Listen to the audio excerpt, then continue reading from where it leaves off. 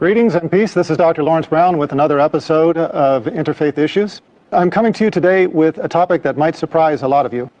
And that is that today I'm going to talk about how I became Muslim. Through these talks and through my other works, a number of people have approached me and asked how I became Muslim and why.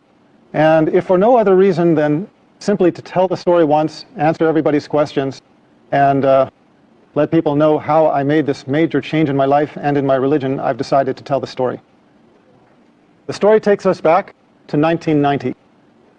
Before 1990, I was the typical American. I basically subscribed to the philosophy that the person who died with the most toys wins. I had spent my life accumulating different things of this world, and that was the only thing that I knew. That was the only objective I knew in life. In 1990, my second daughter was born. I guess I wasn't listening the first time. When my first daughter was born, Christina, about 10 months before, she did something I had never seen any child do before, and that is that she was able to stand from the very first day of life. From the very first day, if I put her on her feet, she would stand upright by herself. Now, I'm a doctor. I'm a medical doctor. I understand that that is something that a newborn baby is not supposed to be able to do. But I didn't see it as a miracle. I saw it as something interesting, something charming about this child. But I guess I didn't get the message. I guess the message had to come to me twice, and the second time in a more dramatic way. So, 10 months later, in 1990, my second daughter, Hannah, was born. Now, Hannah was taken directly from the birthing room in the hospital to the neonatal intensive care unit. And at the time, I didn't know why. They did not tell me. I was a doctor working in the hospital. It was George Washington University Hospital, one of the most famous hospitals in the United States. That was the hospital where President Ronald Reagan went when he was shot. You cannot fault the medical care at that hospital. They had the highest medical care. So when I found out that my second daughter was blue, I was very concerned. I went and saw her in the intensive care unit. From the level of her chest down to her toes, she was a dusky, the only way I can describe it is a gunmetal blue, this deep, deep, dusky kind of blue. Now, for those of you in the medical profession, you understand what that means. A lot of people, even outside the medical profession, understand what that means, but for those of you who don't, you know how when you look at the veins in your arms, in a pale-skinned person like myself, those veins are blue. The reason why is because blood, when it is carrying oxygen, is red. When the blood does not have oxygen, it turns blue. And that was the color of my child. We took a cardiac ultrasound. It showed that she had a coarctation of the aorta. Now, the aorta is the major vessel that comes off of the heart and then sweeps down to the rest of the body, carrying all of the blood for the body from the chest down. And a coarctation is a critical narrowing in that artery. We could see where the artery was normal size. We could see where it was normal size on the other side, but right in the middle, there was this tight coarctation where the artery narrowed down to almost nothing. So that was the condition of my child. She was dying. Her body was suffocating. Now, as a doctor, I understood what this meant. I had assisted on numerous cardiothoracic surgeries. I knew that this almost certainly meant for this child that she would undergo emergency thoracic surgery. They would cut open her chest. They would replace the vessel with a graft. And these children, in general, don't do well. Given the technology of the time, about 20 years ago, my expectation was that my daughter would have the surgery, survive a few years, need to have the surgery again to replace the graft as she grew, and eventually the graft would fail and she would die. Now, that was my understanding at the time. That was the understanding of the intensivist, the doctor caring for my daughter at the time. So we were standing over this one-day-old baby, not even one-day-old baby, whose body was dying for lack of oxygen, and we were just watching her die. They called in a cardiothoracic surgeon from the Children's Hospital across town in Washington, D.C. When he came to see my daughter, I had to leave because I was emotional and I was not helping things. I was not helping them to do their job. I left the intensive care unit. I went down the hallway. Because it's an intensive care unit, there's a prayer room nearby. Now, I remember very clearly walking into that room and praying for the first time in my life with sincerity. And I remember it because I had never prayed with sincerity before. All of my life, I had been in charge. If there was anything that I needed, I knew how to go after it. If there was anything I wanted, I knew what I had to do to get it. I had never been in the position in my life where I faced a situation that I felt I couldn't handle it, where I knew that I was helpless. Now, a lot of people think that I came to Islam through Christianity. In a way, that's true, and I'll come to that. But at the time, it was not. I was never, at any time in my life, Christian. I used to be atheist. I was one of those who denied the existence of God. In fact, I tried to argue people away from believing in God. When I went into that prayer room, I remember one thing hit me right away, and that is that it was just a prayer room. There were no crosses, no crucifixes, no statues. There were no religious symbols at all. And immediately, I felt it was the right place to be. But because I was atheist, I prayed a prayer which I have since come to know is a little bit infamous. It's a kind of a weak prayer, but it has its strength. And that prayer is, "Oh God, if you are there." You have to remember, I had spent all of my life denying God, denying his existence. At that moment, I realized there was nothing I could do. There was nothing in my worldly power to help this child. And I knew that the only power, if it did exist, that could help my child was the Almighty. So the only way I could pray was to pray, "Oh God, if you are there." And I admitted, I was honest. I said, "I don't know if you're there or not. But if you are there, I need help." And I made a deal. I made a promise. I asked God if he saved my daughter, and then if he guided me to the religion that was most pleasing to him, that I would follow. And I remember those words precisely, asking him to guide me to the religion that was most pleasing to him and promising to follow.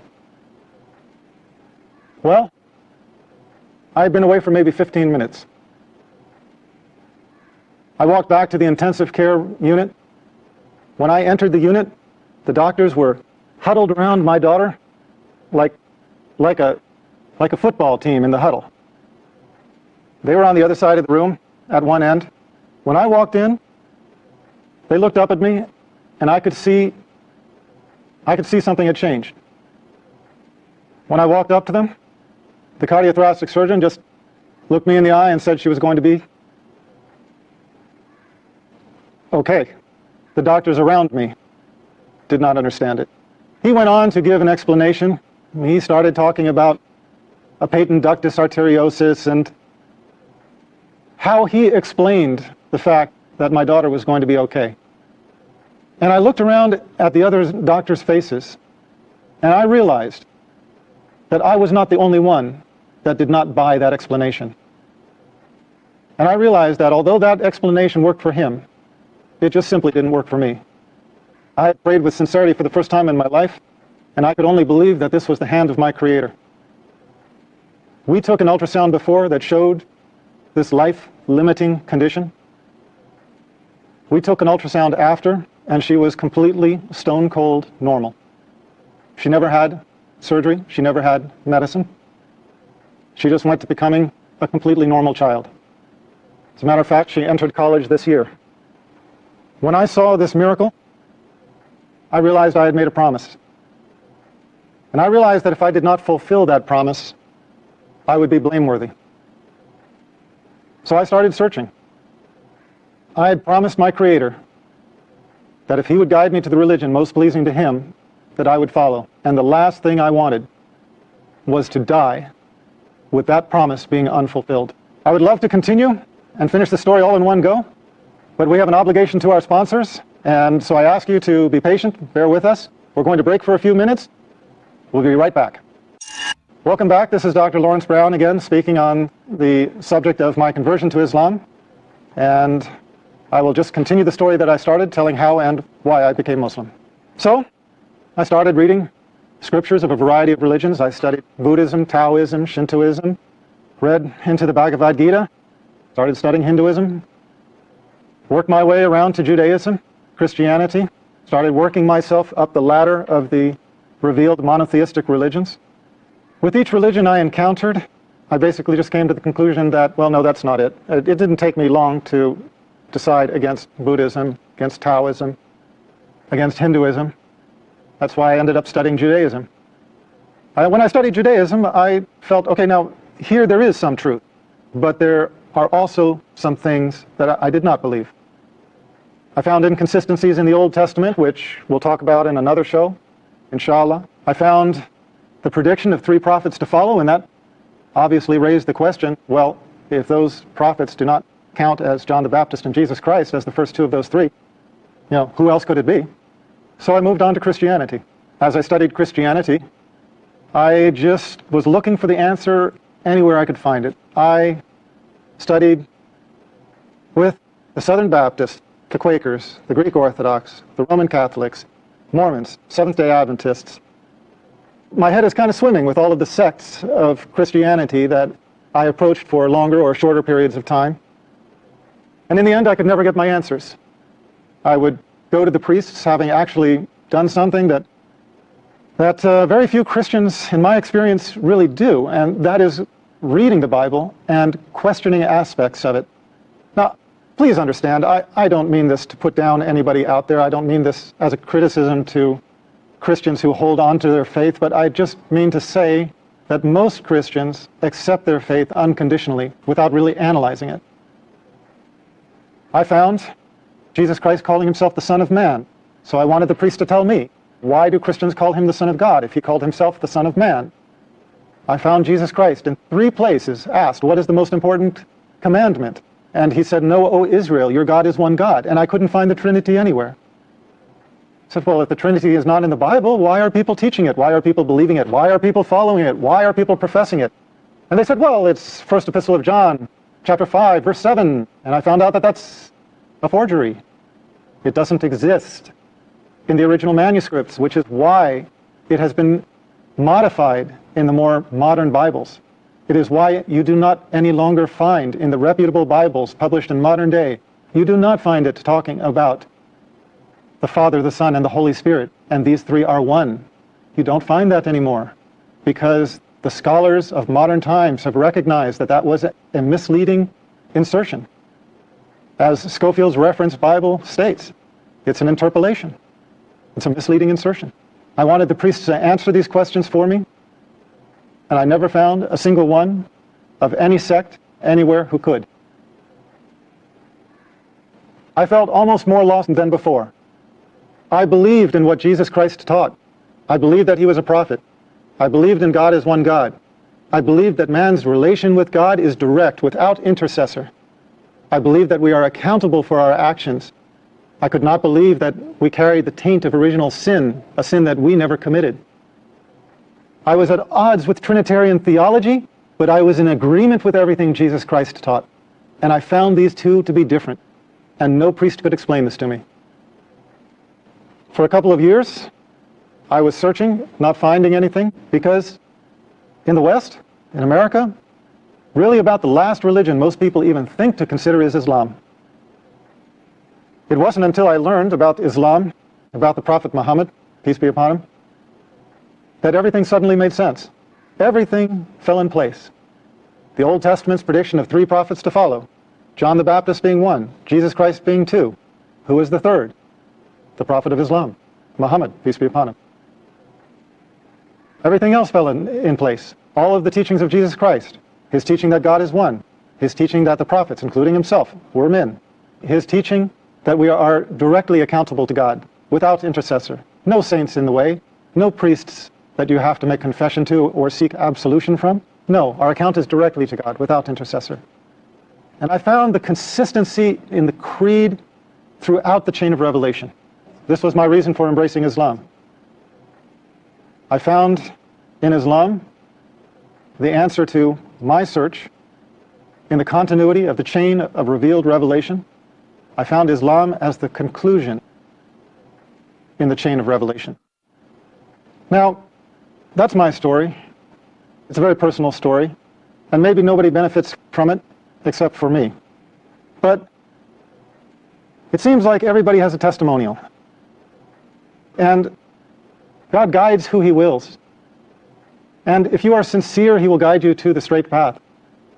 But if you have some disease in your heart, if you have some insincerity, if you have some desire for the world where you do not put God as your priority, you can easily fall into this trap.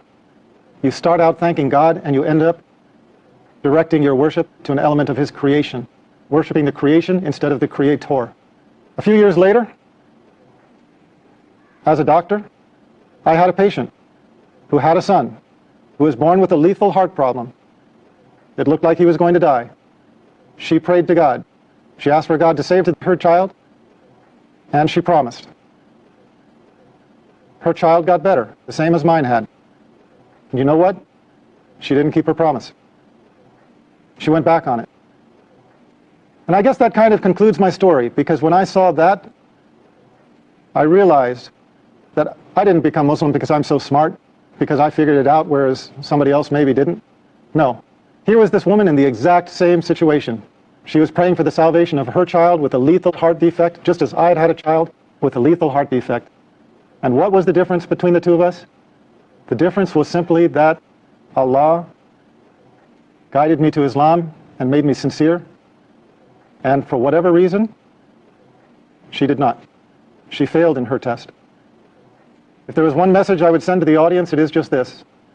We come to the religion of truth not on our own, except as we ask for it. Allah guides those who He wills. Pray to Allah by whatever name you know Him. Pray to the Creator with sincerity.